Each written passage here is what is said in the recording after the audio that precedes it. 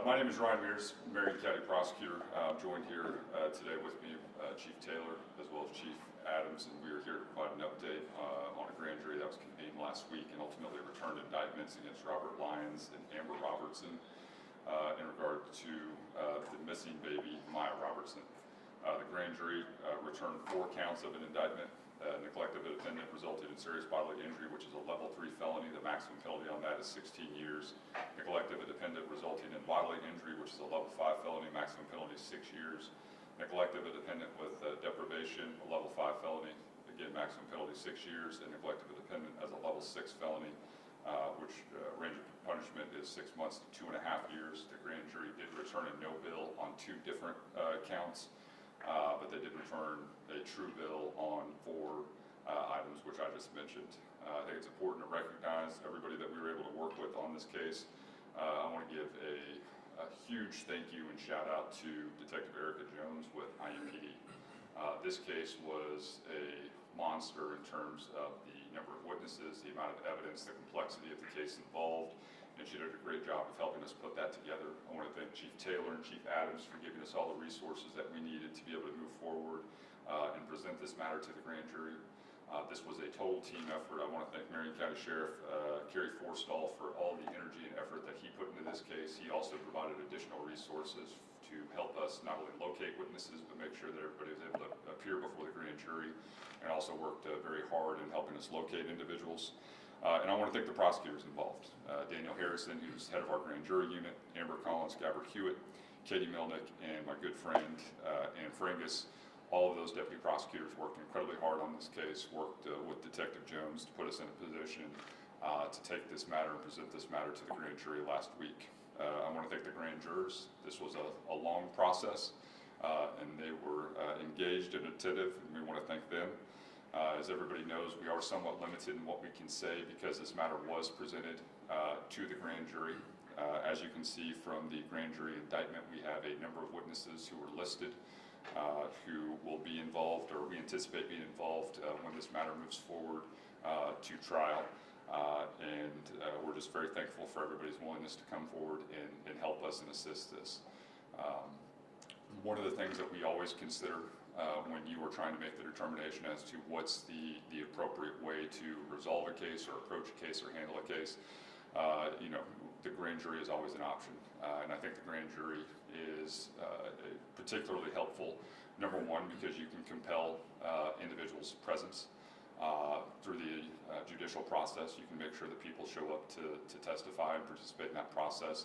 The other thing is it gives us access to a judge and provides an opportunity for us to bring individuals in front of a judge if there are issues with particular witnesses in terms of are they a witness or should they potentially be a target. We are able to use the judicial process to get individuals appointed counsel and have counsel assist those individuals so they understand their rights prior to testifying before the grand jury.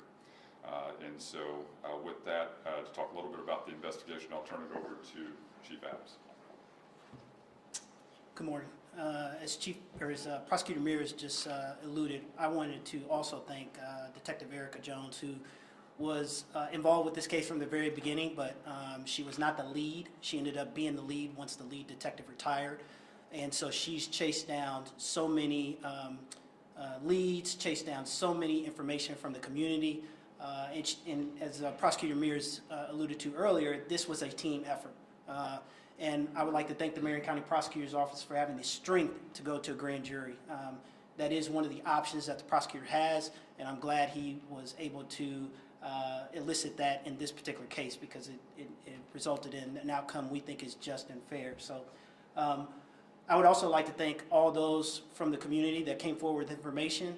Some of that information was helpful, some of it not. Because obviously chasing down theories, chasing down what people believe occurred takes in a tremendous amount of resources and a tremendous amount of time from our detectives.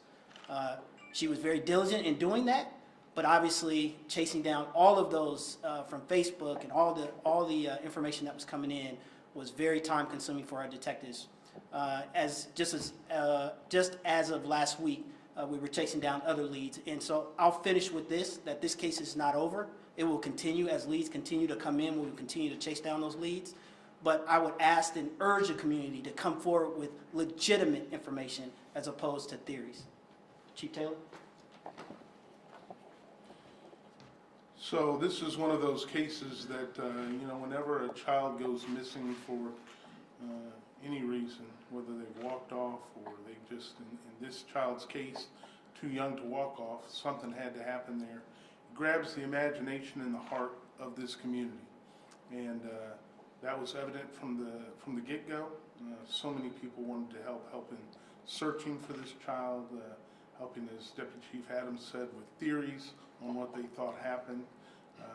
We really appreciate being at this point with this grand jury indictment, and we hope that we can give baby Amiah justice. Any questions? Mr. Prosecutor, what happened to baby Amiah?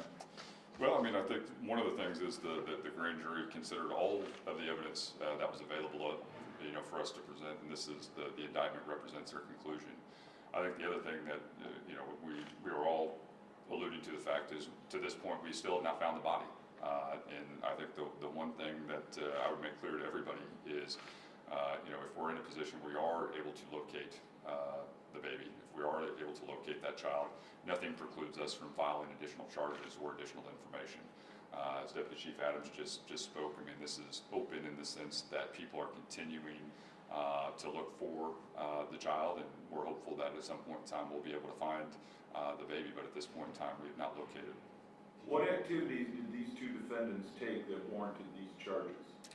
Well, I mean, that's I can't speak for the grand jury, but ultimately that was the determination made by the grand jury. And I think the charging information very clearly lays out the theory that was presented, in the sense that if you have care of a child and you assume that responsibility, then ultimately you are responsible for what happens with that child. And I think the charging information of the grand jury indictment reflects that. Did you try for a murder indictment? Well, we can't talk about that, but there were 2 no bills in this particular case. And one of those was? What were the no bills? Well, I can't tell you what the no bills are. What was the tipping point in this case, going from, getting to that legitimate lead as opposed to just all these theories? Well, I think this case is unique in the sense that there was never like one moment or one issue that maybe pointed the case in one direction or another. I think the biggest thing for us was when we got to the point where we could sit down and digest everything that took place, and be able to say, okay, now we can establish a firm timeline, and now we can map out exactly what occurred. And so for us, from the investigative standpoint, from the prosecutor standpoint, you're continuously following up that leads. I think it was actually January of this year we kind of made the decision, we're going to start building and working towards the grand jury. And so with that, one of the biggest things, anytime you're dealing with a complex investigation, what you're trying to do is establish that timeline of events. Okay, when did these events occur? What pieces of physical evidence do we have? What pieces of testimony do we have? And how can we put all that together to create a timeline of events that's hopefully digestible for a grand jury to make a determination?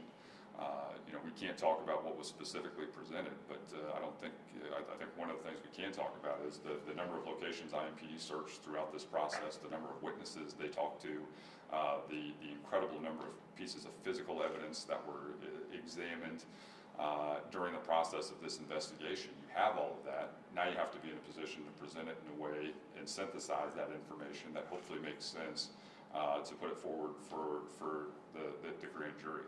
I think the other benefit that we had in this case was the sheriff's office did a really great job in terms of helping us locate all of the people that we needed to talk to, so the grand jury was in a position to make an informed decision. So having said all of that, the chief mentioned this has really captured the hearts of the community trying to find this little girl. How confident are you that this will lead to justice? Well, obviously we feel like the grand jury made the indictment, which is kind of that initial presentation to people in the community. The grand jury is comprised of people in the community, and obviously they thought these were the appropriate charges to file. I think the other thing too is every time there's something involving this case, we receive a ton of new information, a flood of new information, and so hopefully we'll be in a position to hopefully locate the baby. I mean, I think that's what everybody up here wants, and if we do that, that certainly changes the complexion of what we're able to file or what we're able to prosecute. Did the grand jury testimony shake loose any information, any accounts that you did not have before those people sat down before the grand jury? Well, I think anytime you get people under oath and you bring them in to testify and they understand the consequences of not providing truthful information, certainly it has a tendency to give the most fullest account of what occurred. And so I certainly think that that's always helpful when you're interviewing witnesses or people who were maybe potentially reluctant to cooperate during the proceeding. What is the status of Mr. Lyons? He currently is still being sought after. He is in touch with an attorney, and so we're hopeful that he'll get in touch with the sheriff's office and surrender himself very soon. For people in the public who don't know what a no bill means, can you explain that to the average person? Sure. So what that means is information is presented to the grand jury, and the grand jury is given a number of options in terms of what they can charge or what they cannot charge. And a no bill means that the grand jury found that they do not find probable cause for the following charges, which is a no bill. Obviously, in this case, when they returned the indictment on 4 charges, the grand jury has found that there is probable cause for these 4 charges. Chief Adams, if Lyons is watching right now, what's your message to him? Yeah, again, I would ask him to surrender himself, get a hold of family members, get a hold of faith-based, and surrender himself, because obviously he knows that there are criminal charges that are pending against him, and so he needs to be brought in and processed and held accountable for what he's been charged with. During the first couple months of this investigation, there were some searches in the water, under a back porch, some items were recovered. Do you have any physical evidence that indicates what you think became baby Amiah? Aside from the testimony and the accounts, any physical evidence that indicates we think this is what happened to that boy? Well, I think based on evidence, based on testimony, we have a timeline. Unfortunately, that hasn't led to the discovery of baby Amiah. We're hopeful that going forwards, we'll continue to get information that will lead us to the discovery of baby Amiah. But I think what we've put together in terms of the physical evidence, in terms of the testimony, and in terms of the forensic evidence gives us a good timeline of what occurred. Chief, when was the last time IPD actually conducted a search for the child? As I said earlier, just a couple weeks, just about a week ago, we got some information, a lead information, crime tippers information that there would be a specific location, and so we went out with search and rescue dogs and tried to discover anything that would help us in this case. Unfortunately, that turned up not to be anything that was relevant to this case, but as I said earlier, as those tips, as information continues to come in, we'll continue to track down those leads and hopefully determine, help us find baby Amiah. Last question. Any other players in this case that you'd consider prosecuting going forward? Well, I think as the chief mentioned, this is an ongoing and open investigation. And if we find newly discovered evidence or additional evidence, certainly that could lead us to additional individuals. Certainly right now, the grand jury has saw fit to indict 2 individuals based on the information that was presented, but I think all of us are hopeful that at some point in time they'll be able to consider additional evidence and additional information which could involve more people. Can you indicate whether or not Lyons or Robertson were called to testify before the grand jury? Well, we can't speak to who may or may not, but certainly they have the same rights as anybody else under the system.